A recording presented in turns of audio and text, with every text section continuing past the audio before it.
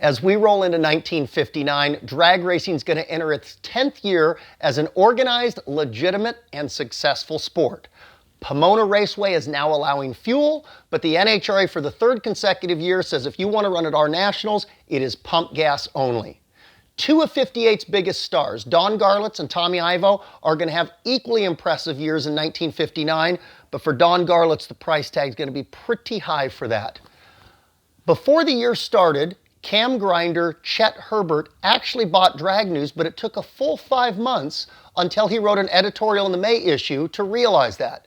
The paper's going to go through some personnel changes, and eventually his sister Doris Herbert is going to take over as the business manager.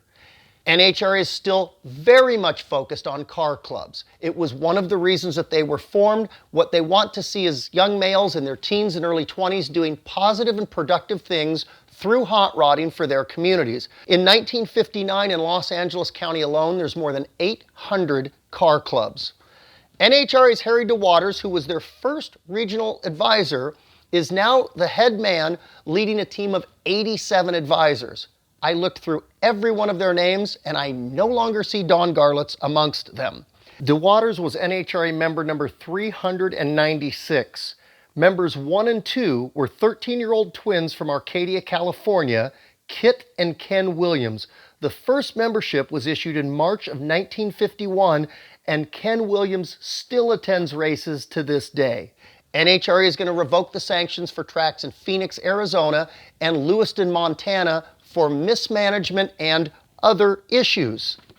NHRA is proud to announce that their nationals have now moved to Detroit Dragway, a strip still under construction as late as July. According to NHRA, it will have grandstand seating capacity of 20,000. According to Drag News, 10,000. I'll let you make the decision on that. NHRA is now allowing stock eliminator cars back in their national event. To make more time for them, the event is going to be extended from 4 to 5 days. 2 of those days will feature night racing. In late 1958, a parachute is used on the Hartman and Carson flathead dragster. It was made by a young man who worked for the Irving Parachute Company named Jim Deast. Now, Art Arfons also was running a parachute at the end of 58. Once we get into 59, you could actually, through Drag News ads, buy a parachute marketed by the Safety Chute Company, also manufactured by Jim Deast, but for whatever reason, it took better than a year for that technology to catch on amongst the dragster drivers. Drag News is going to begin its official or standard 1320 certification. Here's what's happening. Up till this point, every record that was sent in may have been dubious if the track wasn't the right length, the photocell's not in the correct place. So Drag News says, here's what we're going to do. Any track that wants to belong to this, that wants a record to stand as being a legitimate one in Drag News, must have been certified by being surveyed for length, placement of photocells, a maximum downhill slope of no more than 4 feet. Although Pomona has a downhill slope 4 times that amount, and somehow they get a standard 1320 certification. The track must be asphalt, concrete is not allowed. The car must be lined up 1 foot behind the starting beam. This is before we had pre-stage and stage beams, and all records must be backed up within 2% at the same event.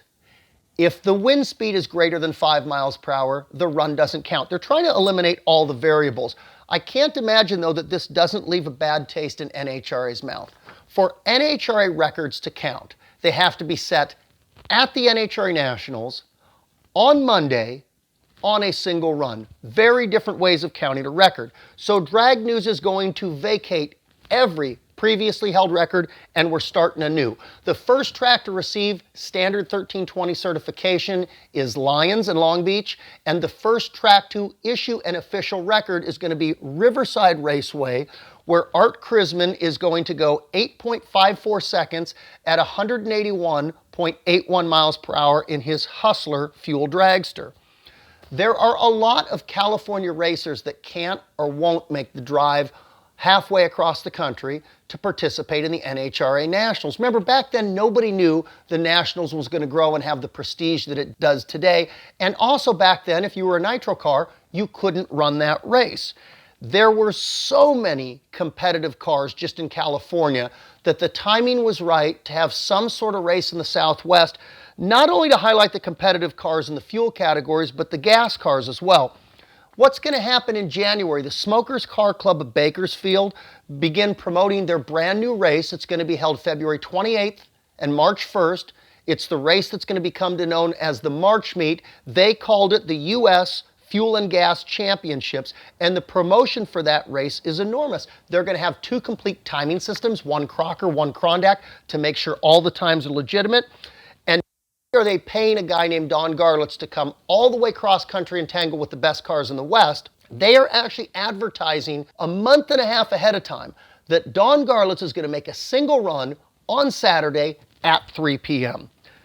Interestingly enough, the March Meet will receive 0 coverage in Hot Rod Magazine because it wasn't an NHRA race.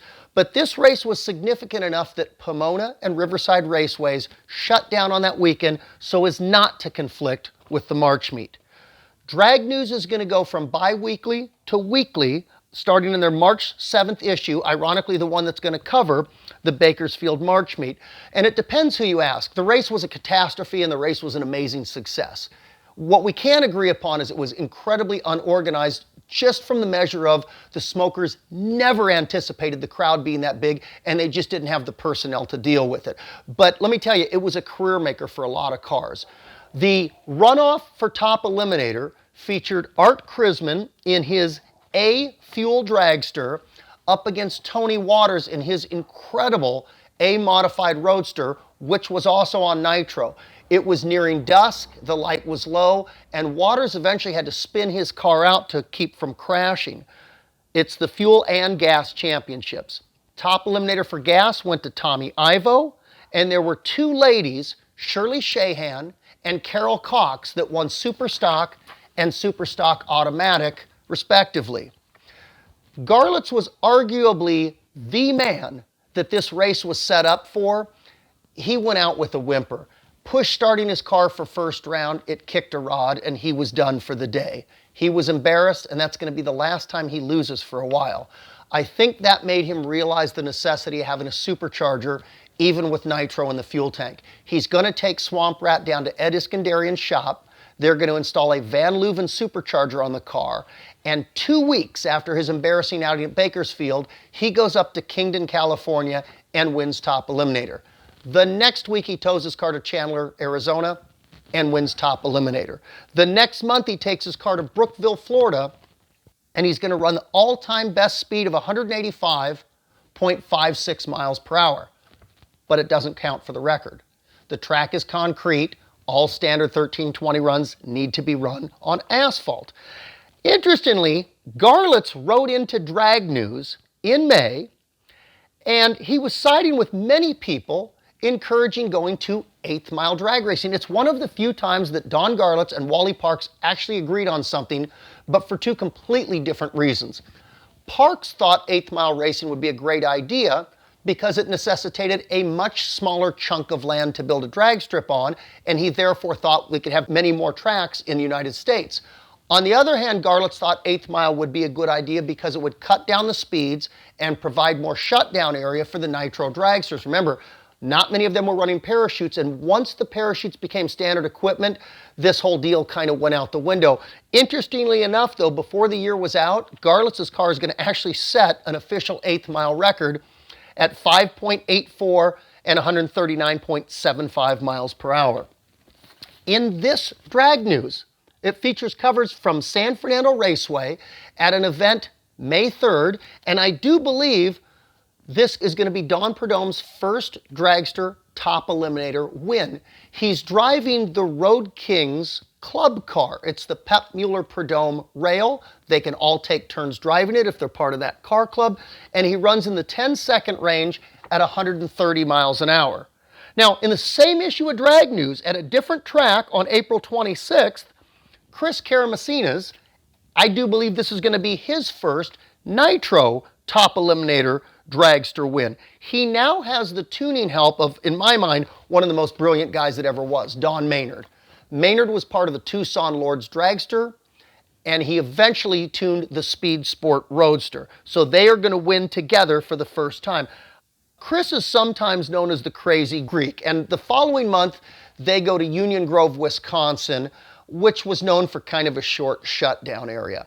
And when they're in eliminations, they hurt the engine. They hurt the engine bad enough that it's cracked the block, and they're done for the day. But not Greek. They take a piston and rod out, they patch up the side of the block, they go out and they win 2 more rounds to get the trophy that day. Oh yeah, and Greek had to spin the car out to safely slow it down in the shutdown area. On May 31st, Jazzy Jim Nelson, not to be confused with Dragmaster Jim Nelson, is going to run an all-time quick 8.35 seconds in the Jocko Streamliner. It was basically a dragster with a beautiful streamlined body on top of it, and he did it at a standard 1320 racetrack, but he didn't get the record. They burned a piston on that run. They couldn't come back and make another run within the required 2%. Now, on a similar note, the day before that, Glenn Leisure is driving Bob Sullivan's car at a track back east and runs 185.56 miles an hour on a standard 1320 drag strip. It's a 30 mile per hour tailwind. Anything more than 5 miles per hour does not count as the record. Don Garlits in June is going to forsake his trusted Stromberg carburetors and put on Hilborn fuel injection. He promptly goes back and takes both ends of the record, running 8.48 seconds at 182.56 miles an hour. 6 days later, Garlits is in Chester, South Carolina. He goes through the traps, hits the mag kill switch. He'd done that a lot without the supercharger.